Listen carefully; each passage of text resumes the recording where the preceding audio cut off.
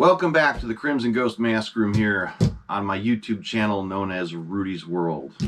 I gotta throw this cat out of here.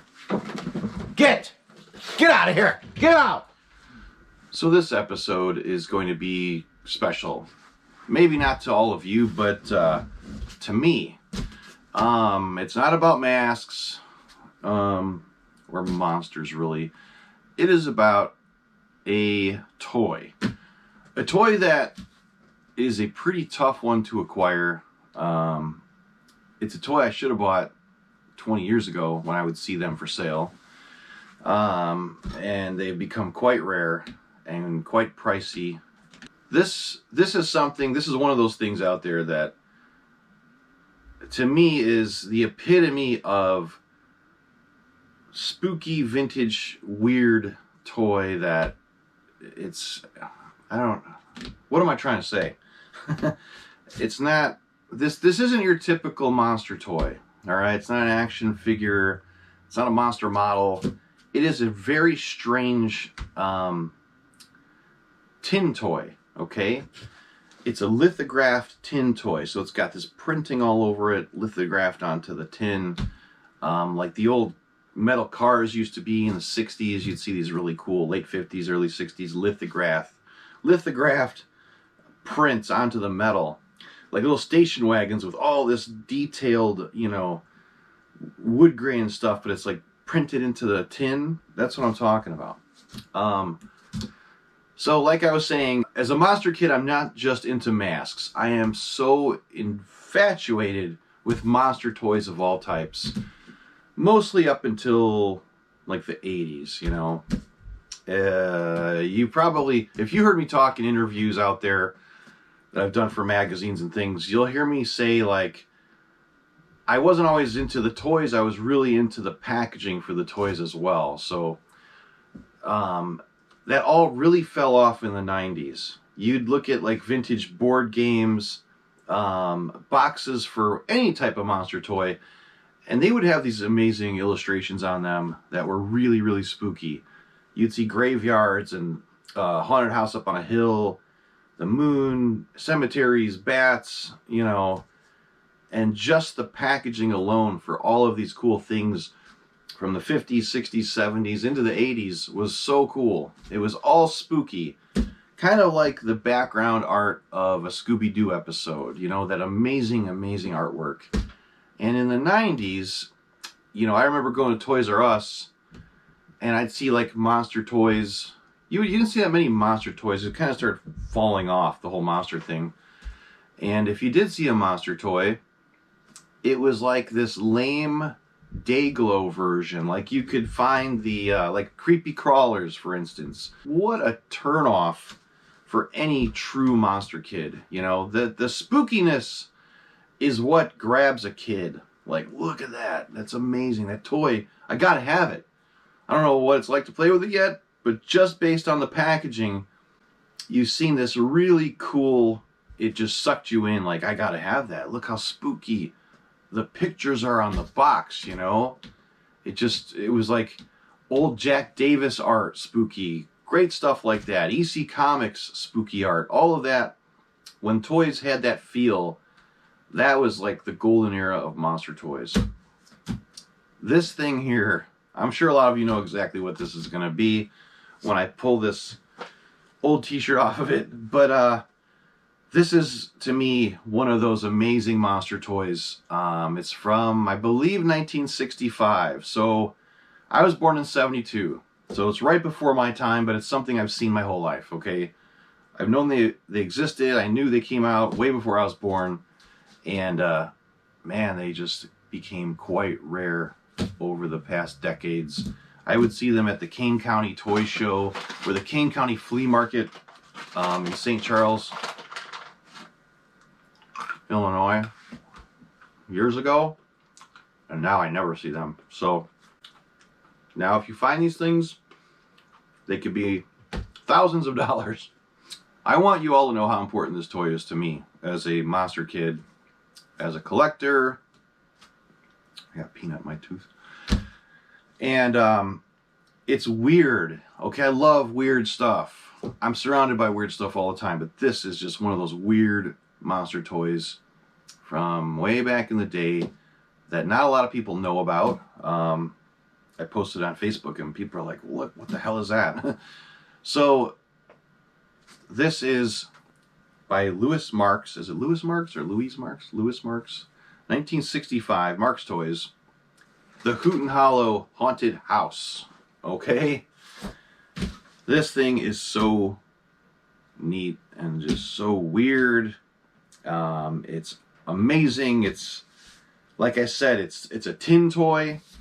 It's lithographed, which means the artwork is printed onto that tin. And I've always loved any lithographed tin toy I've seen since I was a kid. My dad and I would go to toy shows a lot in the 80s. We go to antique advertising shows and a lot of toy shows in the 80s. Okay, so the thing with these Hootin Hollow Haunted Houses is they have these switches on the side, these little buttons, and each button has a certain function, and it does a little mechanical operation to this house. So, like I said, this is a really weird toy. It's so freaking cool. You hit the buttons, they do different things. However, most of these haunted houses are broken somehow. Some things don't work on them. And that determines a huge factor in what you will have to pay for one of these houses. Okay? This one is not working. A lot of stuff works on it, but a few things do not. Okay? In this condition, I paid $1,000. Okay? I know where one is right now, fully operational, with a box. Box is really rare. So it has a aftermarket box. People remake the box, which is cool. And I could buy that one for $3,500. I'd probably pay $3,000 for it. You out there that own it probably know exactly who you are. But I wouldn't pay $3,500. But so I could see paying a few grand, but I mean, how high can these go?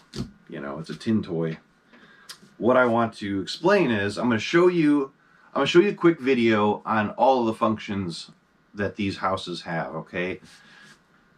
There's a handful of videos of these things on YouTube. I don't know whose video this is, but I screen grabbed just part of it showing what each one of these buttons does, okay? So check that out really quick, and if you're not familiar, so check this video out really quick. I'm going to play here, and if you're not familiar with this, you're going to know really fast what this thing does and what kind of toy it is. So check this out.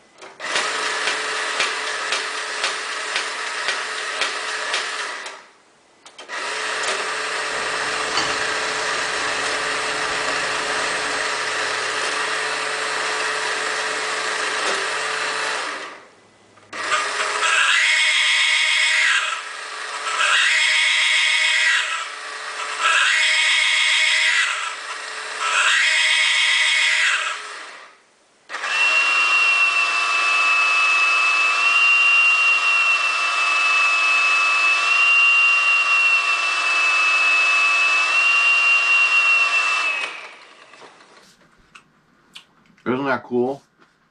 Stand by.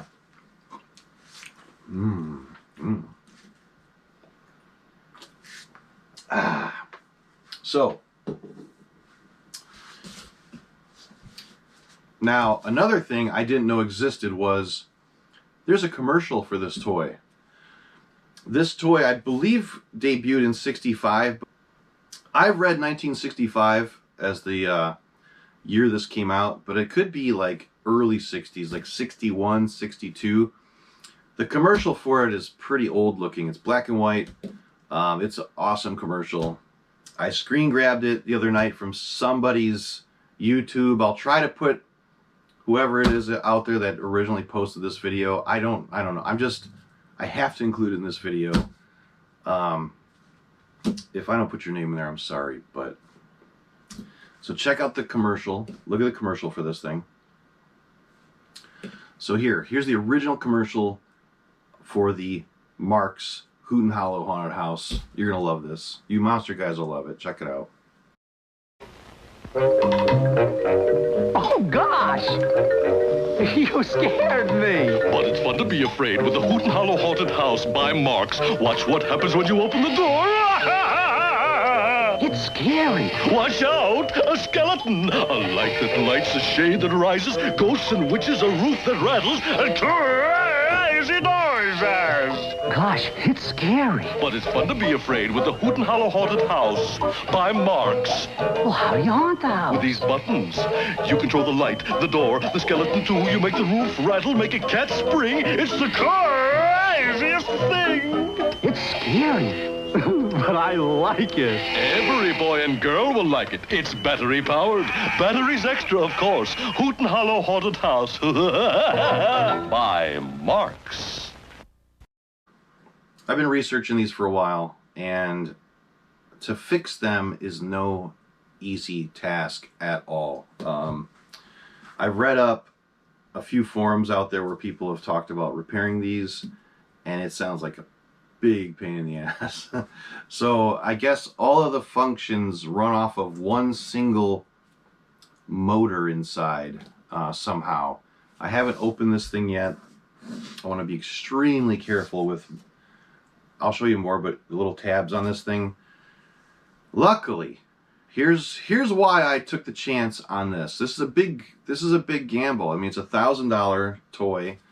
And I took the chance because, you know, I can fix a lot of things, but I don't know if I am capable of fixing this thing. However, I have a friend in Chicago who restores vintage beer signs, mechanical beer signs, okay?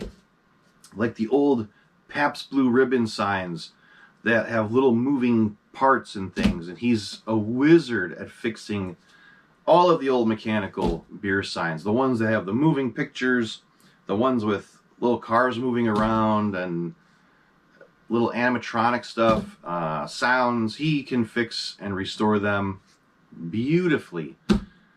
So thank goodness I know him. There was a couple of these available in this condition. However, this one has perfect paint. So to me, the paint, there's no rust on it, and it's near mint as far as the overall look to it. So I said, that's the one I want to restore. The nicest looking one out of the two I found. Funny, a third one popped up for sale after I bought this, but it looks like it's got a lot of problems. So this thing, I already talked to my friend that works on the beer signs. He's absolutely ready to dig in and check this thing out. From what I found out, it is really wild inside. The intricacy of the moving parts is pretty genius the way they designed it. And some guys say it looks like it was invented not to last that long, like a year, and then just quits on you. But there's quite a few out there that are working. I've seen them in guys' collections, and they all work. So not only, like, you know, with seeing the commercial and the other video, it's got the moving things, but also has those two creepy sounds, which is just wild. I am crossing my fingers that we can fix this thing, and I'm definitely going to do follow-up videos on it. I went and got 3D batteries. It takes 3 D-cell, I think 1.5 volt batteries, and I put them in there, but it's not working, which means that, you know, it could be anything. It could be a loose wire or whatever. The things that are not working on this are the two eerie sounds, the front door mechanism to get the door to open and close. You'll hear it go, and it opens the door and a witch comes out. That's not working. I do have a witch for it though. So it may not have a witch attached, but there's a company out there that makes a reproduction tin, lithographed tin witch that looks identical to the missing one. So I got her on eBay the other night, And it comes with a little rivet and everything, so we'll be able to put the witch back on there. So the main things that run off that motor, the front door, there's a little ghost in the window that circles around, and there's a light bulb that lights him up. That's not working. And then the 2 eerie sounds aren't working, which work off of that motor. So I'm hoping, with the help of my friend, we can get this thing operational. It does have the little skeleton will pop up, but not all the way. That's probably an easy fix. The house does its crazy collapsing roof. That still works. What is that? That's the little witch in the window, I think, right? Moving. The front door's not working. What is this? So the ghost in the window, that's the other, okay, yeah, the ghost in the window doesn't work, but the cat definitely comes up and down in the front. That's a mechanical operation. Does not need the motor to work or run, so I'm going to take the camera down and give you a much closer look at this thing right now. You guys have to see this. I mean, those of you that are not familiar with this toy, I mean, it is so cool. Just look at the artwork, the lithographed artwork on that metal, okay? As a kid, oh my God, I loved this kind of stuff. My dad had a Rambler station wagon that was lithographed tin from Japan, and it had all the little details on it like this. So this is just, to me, such a special toy.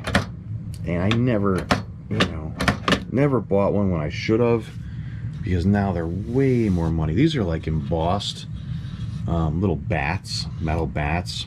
You can see the, look at, he comes up only so much though, that little skeleton. But it's got a lot going for it, even though it's broken. So in here, look at all the details inside there. The witch attaches to the door, and which is no big deal. That's the easiest part of this restoration. But this is all super nice. All the lithograph inside there, inside of her house. There's a little cat here. He's good. He didn't come off. Those can break off. All right, we're gonna turn it. Look at more of the detail here on this sucker. Little awning there. Like, again, as a child, I would be staring at all the little spooky details, little spider webs and holes and all that in the house, and just going nuts over this. As you can see here, here's all the commands for the buttons. A lot of the buttons can come off, so it has all of its original buttons, which is cool. I'm assuming some of these, the arms inside are bent or they're disconnected, and once this thing is opened, we're going to be able to tell a lot more about what's happening inside of it. Turning it around, it's missing like a little tab here. I think this little tab maybe have busted off a couple of them. We should definitely be able to fix that somehow. The little tin corner here, it's just loose. We'll get that tightened up. It's got, these are original, these little round rivets. At first I thought they weren't, but I looked at other ones out there. They have the same exact round ones there. Isn't this cool though? This is the battery compartment. You open this and well, you're supposed to be able to get in there. I opened it earlier. See that? Boom. That opens up, closes. Unfortunately, I put new batteries in it. I couldn't get anything to work yet. This side's really cool because this side has little shutters that are movable. So when the house shakes, this whole top corner shakes when you push that button, and these flap around, you know. But what just a cool, you know, monster. Not really a monster toy, but a spooky toy. No doubt, this is absolutely one of the most sought after spooky toys in the history of vintage toys. the Hootin Hollow Haunted House. What else? So here in the window, that's the cat. Let's see, she moves, so you can see that witch moves. What's behind her? There's a picture behind her. I can't really tell what that's supposed to be back there, but it's some kind of a little illustration. But that's awesome that that works. I mean, it's mechanical, so it should work. But you know, we get it apart, we'll clean those windows really good. They're dusty. Here behind this window, there's a dancing ghost. So it's actually like the silhouette of a little ghost. A light bulb shines behind it, making it dance around in this window. I'll show you in that video.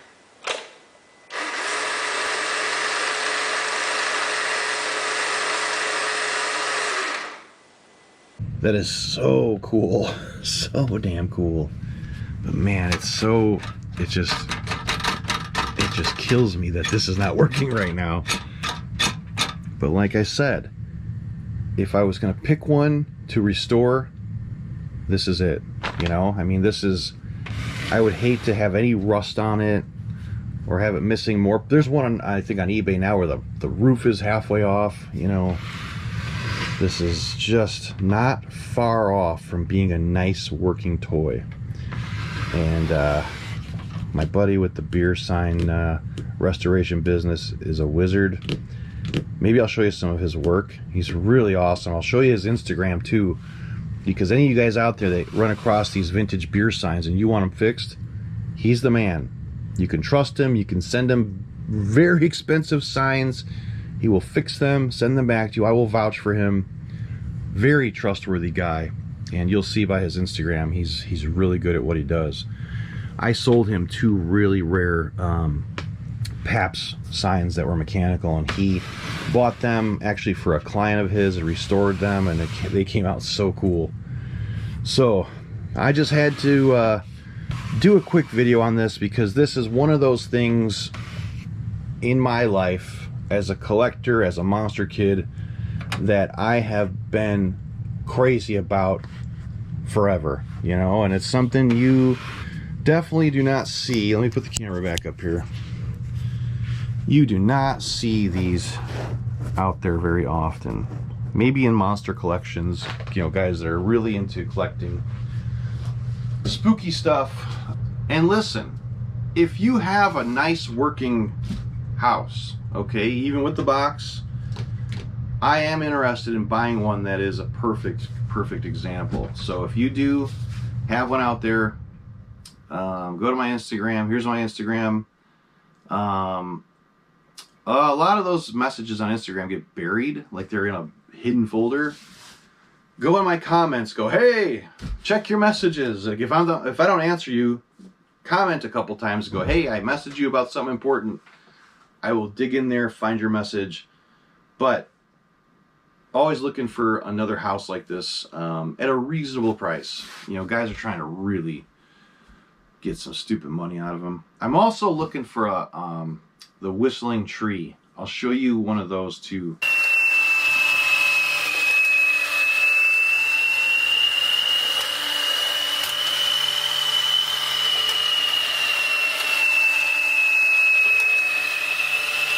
I'd love to find the first version, the spookier version of the this, was it Spooky Kooky Whistling Tree? I think that's what the hell his name is, but that is another one I've got to get. They're 2 toys that belong together in a collection. Usually if someone's got this, they have the tree as well.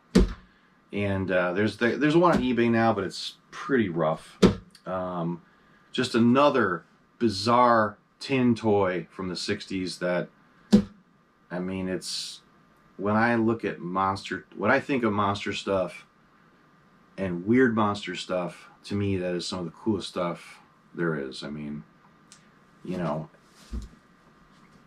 it's one thing to have little Frankenstein action figures and things, but something like this is just weird as hell. And I can't believe there's one in front of me right now. So I hope that this brings back a lot of memories for some of you. And if you got one, let's talk. If you got a nice working one, if you have the spooky, kooky whistling tree, I'm a buyer. And I will do a follow-up when my friend works on this and see if we can get this exact one working, okay? And if he can do it, I may start buying them up out there and fixing the ones people can't fix, because it is very, very tough from what I've read to get these fixed. So you got to have the right guy, you know. Taking that little motor apart inside, I hear, is a crazy task. So, all right, the next video will be about masks for sure. So keep watching. I may film another one tonight, and I want to start getting more videos up on the channel quicker, and I gotta get ready to go back to the Frankenstein soon. So thanks everybody, and I hope you enjoyed this really cool, rare, vintage spooky toy, the Hootin Hollow Haunted House from the early 60s, the Marx company. I don't think it gets any cooler than this. So we'll see you soon, and good night.